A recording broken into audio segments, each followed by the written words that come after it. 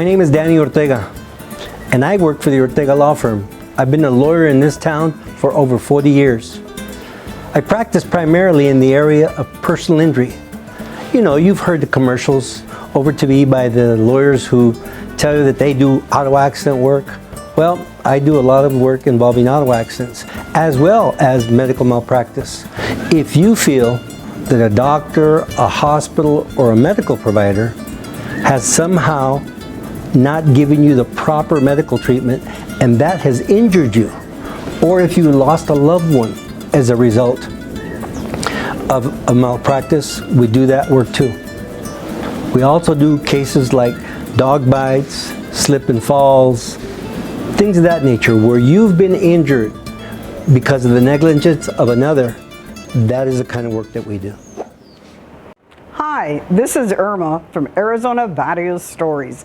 Welcome and thank you for viewing. Today we have our very own Jesus Hernandez. He will be interviewing Reggie Carrillo. He has big plans for our community. He's an educator. He's going to change our community within our barrios, kid by kid.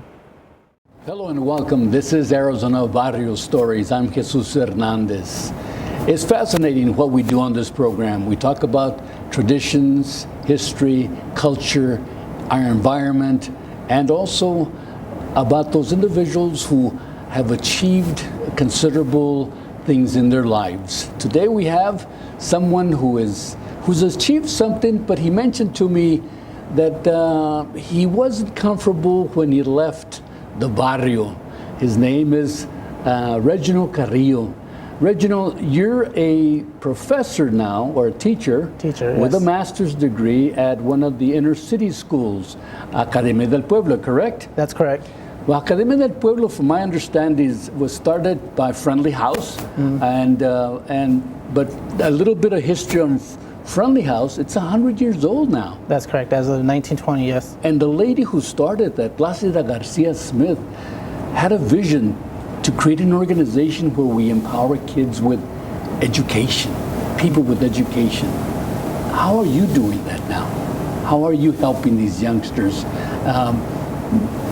learn about education and empower them? What are you doing?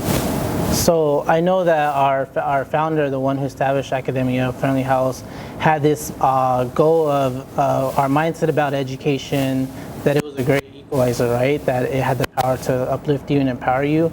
And so for me, that's why I stepped into education, to help our students. That's why I stepped into the barrio, a barrio comparable that, like the one that I was born in, that I was raised in. And you said you were ashamed of it.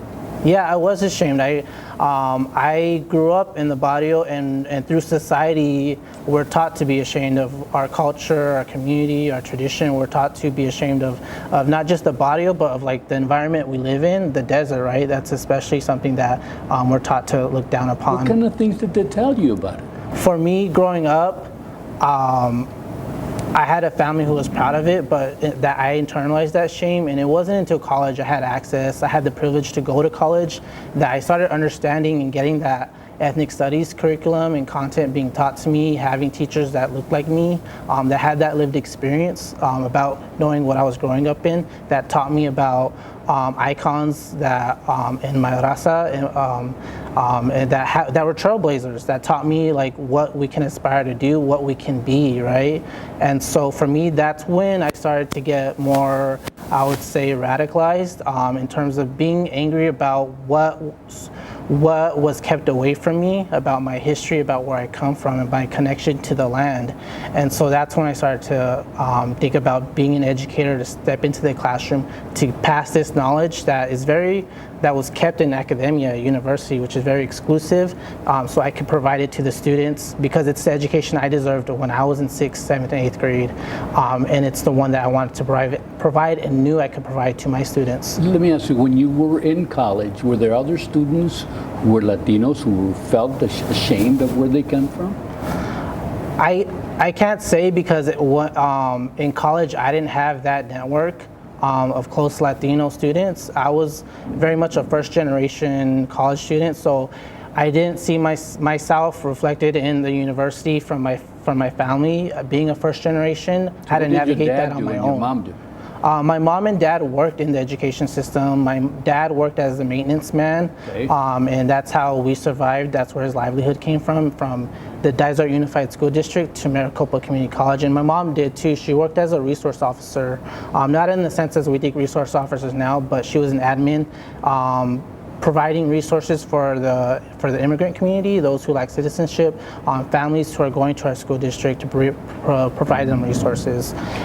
Okay, Yeah. so now you made the transition to Academia del Pueblo, where 90% of the youngsters are Chicanitos, Yeah, Latinos, sí, Mexicans, sí. whatever you want to call them, Yeah. but they're brown, Yes. light brown faces. And now, when you go there now, what is the message that you're trying to impart on them so that they don't feel ashamed of where they're at? The message I'm trying to impart on them, especially through a project that I have, is to be brown and proud, right? No matter who they are, right? We have a 98% Latino population, and we 1% African American population. So whoever they are, to be proud of it, right? No matter their identities, I want them to understand when they step into my classroom, when they step onto our campus, that they should be proud of who they are and the various identities that they're coming with when they step onto that campus. And I want to make sure that I'm teaching them about who they are too. So you tell them that. Do you relate that to the parents? I do relate that to the parents when they come in. Especially during parent-teacher conferences and the projects we're doing, I want them to know that they're receiving a curriculum at our school, on our campus, that's different from everywhere else. I'm glad I have the autonomy as an educator to go through and show our parents, look, they're learning about these trailblazers, they're learning about Dolores Huerta, they're learning about Cesar Chavez, they're learning about Malcolm X, they're learning about all these trailblazers who learned how to succeed in life despite living in a society that was inhospitable to who they are as black and brown people. Because what I've noticed is that some of the educators or educational systems are trying to suppress that information and not share it with the youngsters. Yeah. How do you feel about that? For me, I feel very strongly against the archiving our existence and silence, placing it away from those who need it. I ran as a school board member for our Phoenix Elementary School District to push for more equity. As an educator, I understand that what's happening outside my classroom in our community, in comunidad, it has impacts inside my classroom. It impacts my students, right? As an educator, I only have a 7% impact on my students' lives because they're coming from the community. And so I ran as a board member, and I teach to push equity. And part of that is creating curriculum and content that reflects who they are, so they understand how to navigate life beyond just a career, beyond just college, but how to navigate life to succeed.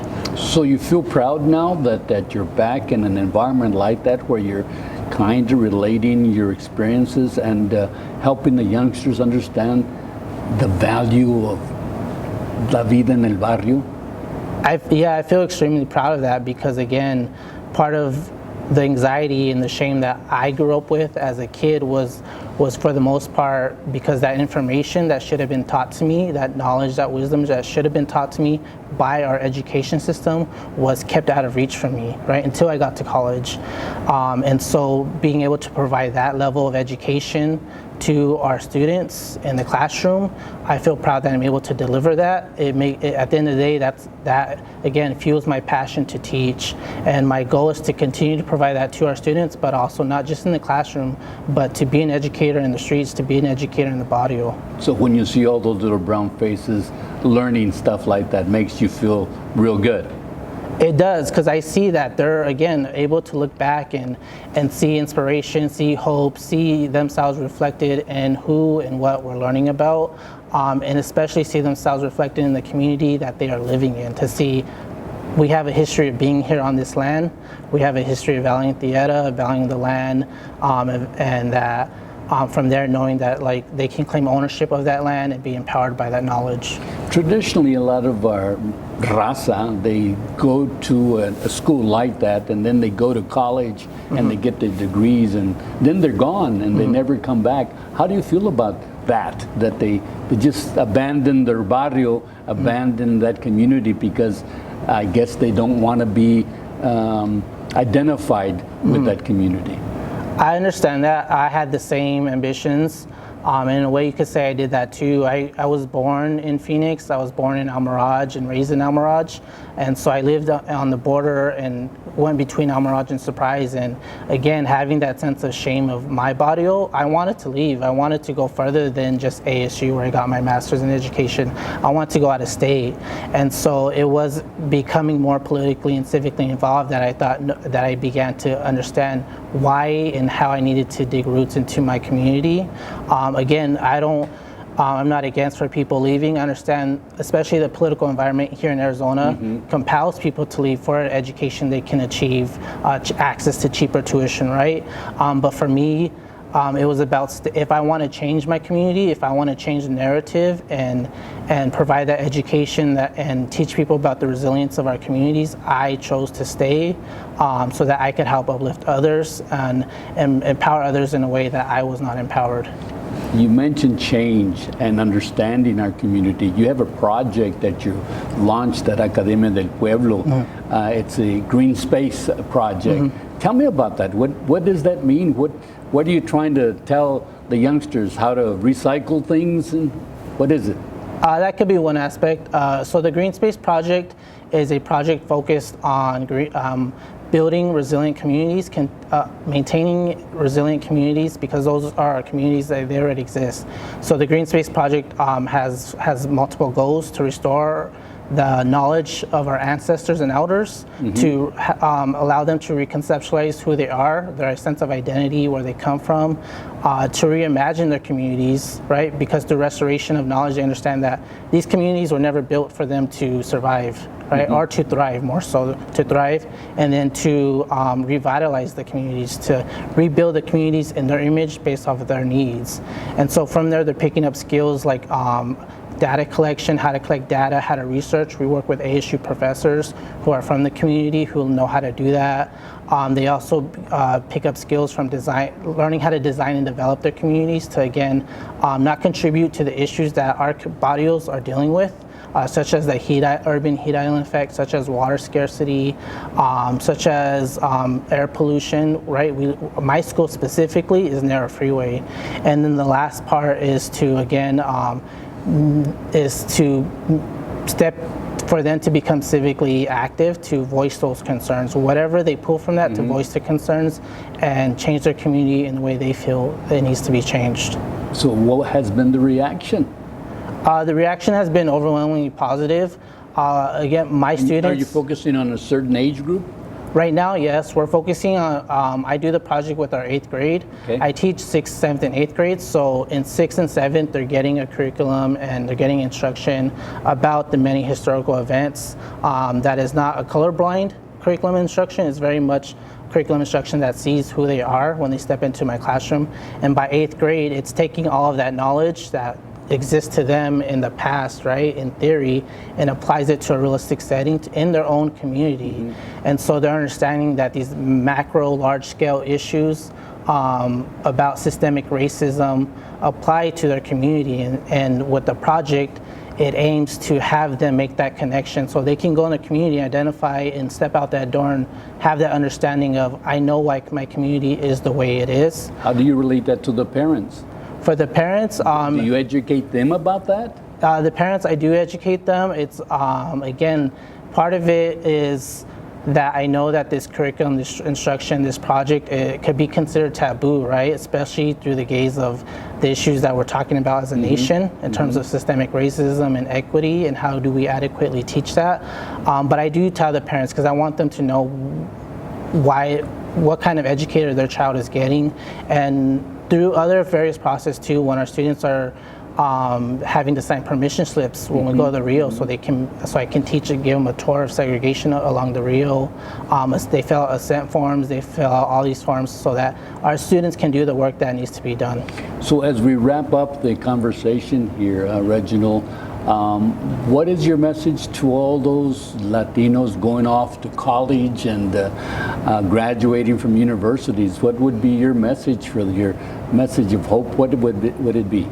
To our Latino gente, the students that are going to college, my hope is that It's not about just returning back to their barrio, but returning to a barrio that needs them, right? I left my barrio, and I've been in a way reprimanded and held accountable for, and asked, why are you leaving where you come from, right? Why don't you come back and become governing board member of this district? We need you here, right?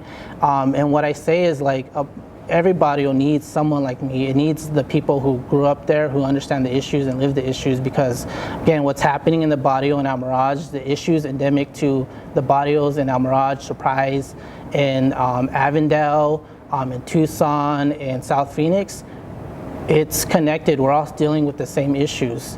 All right, so to them, I hope that they go back to a barrio, to the barrios that need them, and take that knowledge and wisdom and those skills that they were taught, that provided to them, and give it back to the next generation, so our next generation can continue to lead us out of the issues that our ancestors and elders had to deal with, had to deal with. So what I'm hearing is that you hope that they retain the value of what their grandparents really embedded on them for years. Your green space project seems wonderful because it touches on what we're talking about here on this program, our history, our cultura, our traditions, and our achievements. Yes. So Reginald Carrillo, I want to thank you because you're doing something wonderful at Academia del Pueblo, where 98% of the kids are brown faces, chicanitos, and you're going to have an impact, and I appreciate you coming on board and talking to us, okay? Gracias. Thank you, Jesus. Thank you for having me. Thank you for joining us on Arizona Barrio Stories. I'm Jesus Hernandez. Until next time, be safe.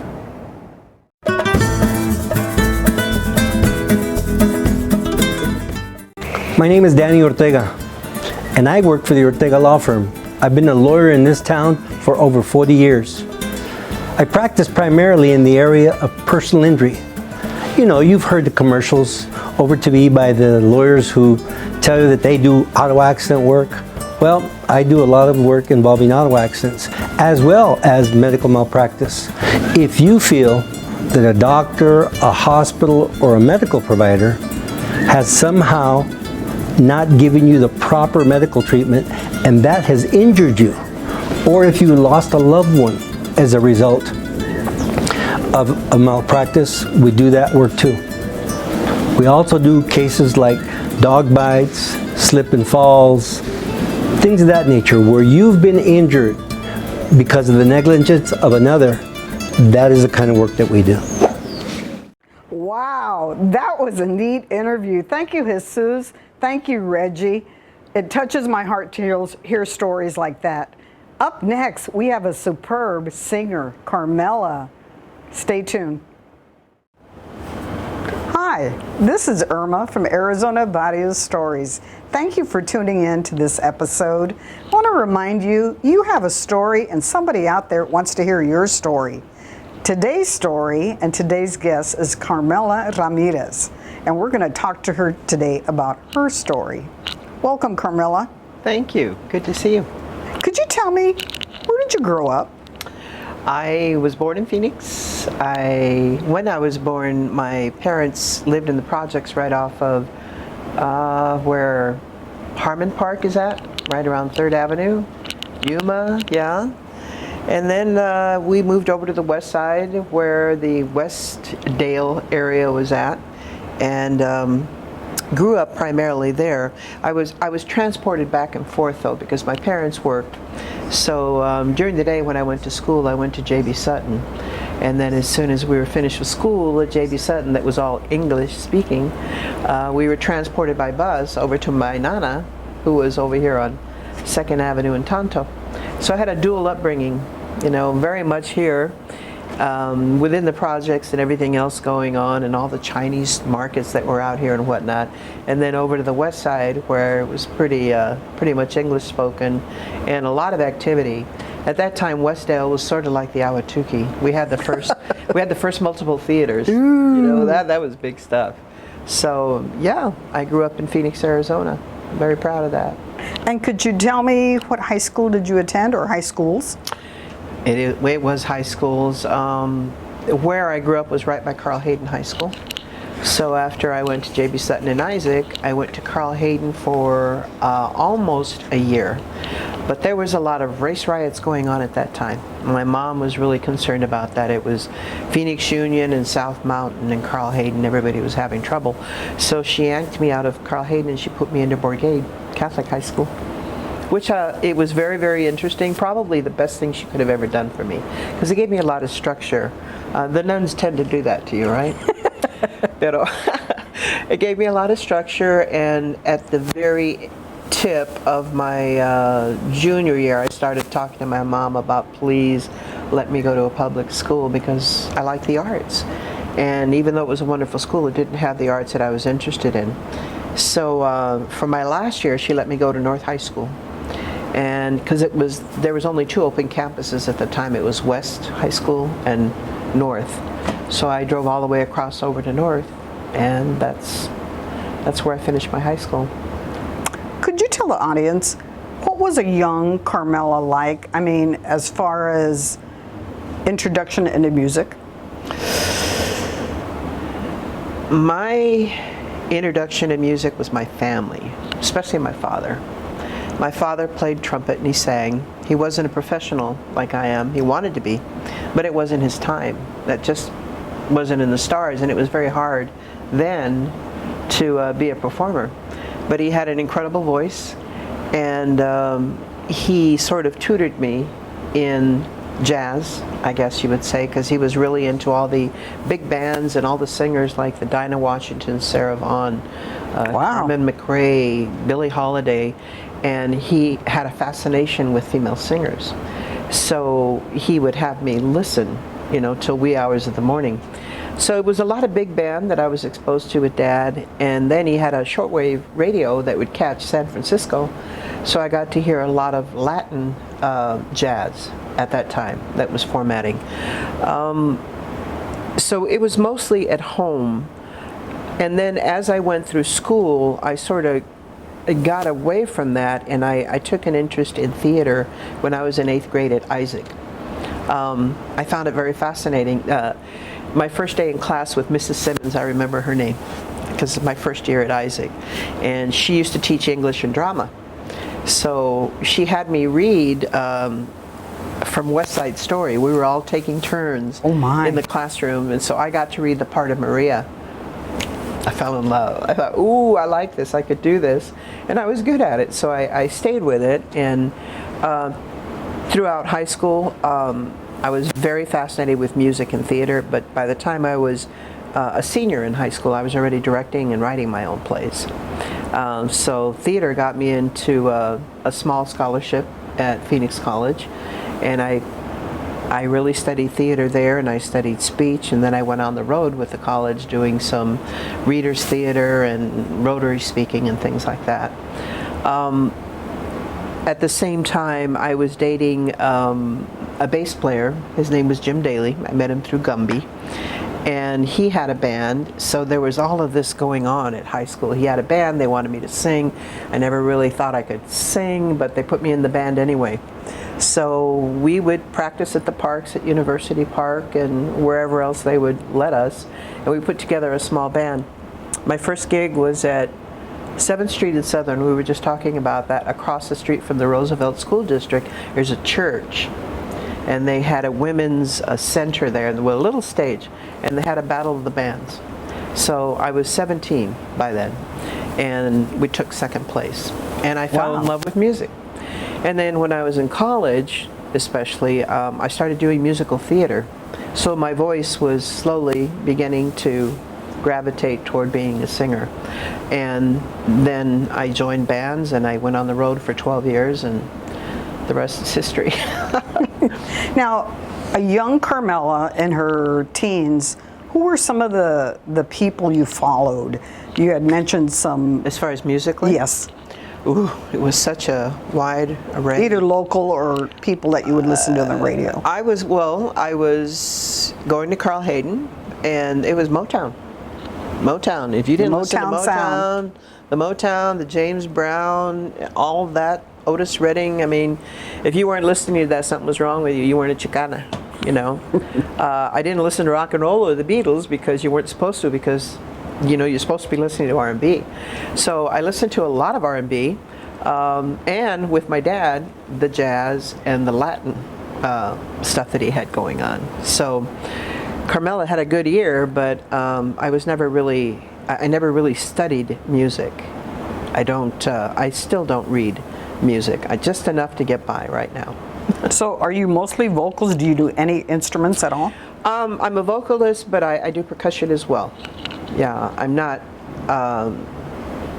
really strong at it. I couldn't sit down and play the drums, but I'm a percussionist.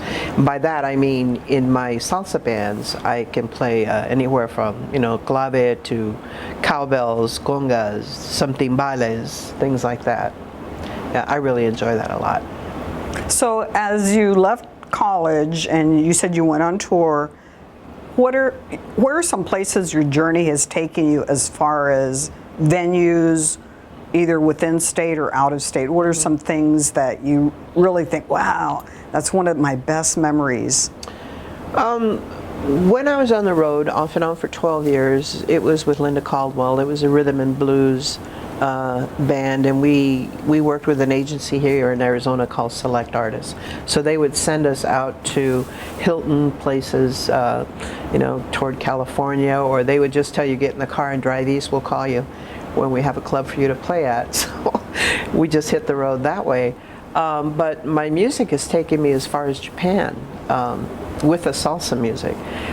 We went to Japan to celebrate their 100th anniversary for the Himeji Castle.